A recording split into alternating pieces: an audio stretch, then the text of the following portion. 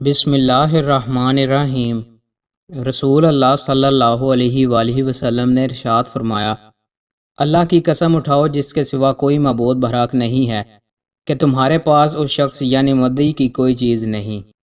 رسول اللہ صلی اللہ علیہ وآلہ وسلم نے ارشاد فرمایا، اہل جنت کی 120 صفیں ہوں گی، جن میں سے 80 صفیں میری امت میں سے ہوں گی اور باقی صفیں دیگر لوگوں سے ہوں گی۔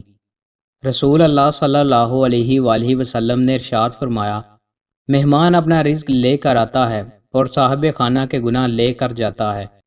رسول اللہ صلی اللہ علیہ وآلہ وسلم نے ارشاد فرمایا، مسلمان بندے سے قیامت کے دن سب سے پہلے جس چیز کا حساب لیا جائے گا وہ فرض نماز ہوگی۔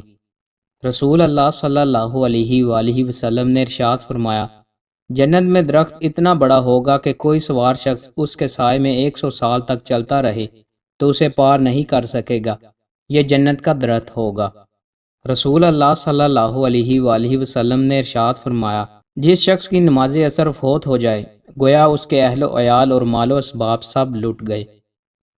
دوستوں، مزید اچھی ویڈیوز کے لیے ہمارے چینل کو سبسکرائب لازمی کریں۔ بہت شکریہ۔